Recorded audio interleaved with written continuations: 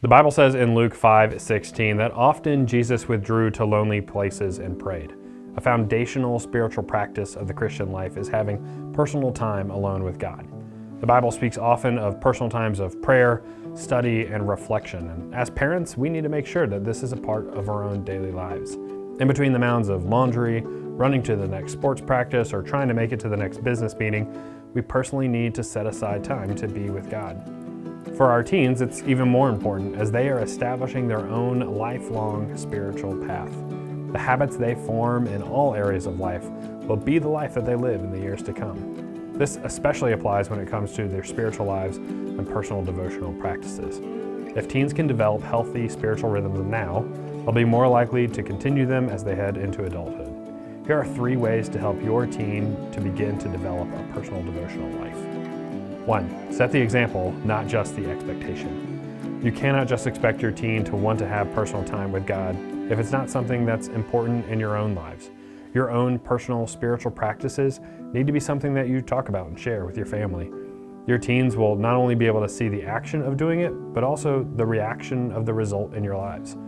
Often, as parents, you want something for your children that you didn't have in your own life. This might be great when it comes to academics or athletics, but when it comes to spirituality, parents must lead the way first.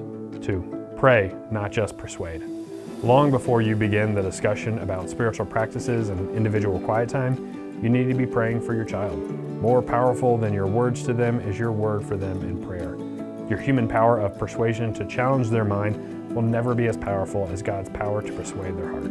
Yes, you do need to talk to your teen about the importance and the reasons for developing the habit of having daily time with God. You also need to be leading up to, surrounding, and continuing to pray after you have those conversations. God will continue the work to draw them closer to God's self. 3. Discuss, not just debate. As your teen begins to read and pray through the scriptures, they're going to come across things that may be confusing or bring up questions. It is natural and actually good for your teen's spiritual development to have honest questions. You need to be able to address those challenges head-on in discussion and not debate. The greatest help in personal study is to have additional tools and wisdom to refer to. Beyond simply having your teen read the Bible, supply them with good study tools. Consider purchasing them a devotional to complement their Bible reading. Find a few good commentaries and study Bibles to have available for your family. Together, take some time to discuss and talk about what is being read, helping them to be able to interpret and apply what God is revealing to them in their personal time with God.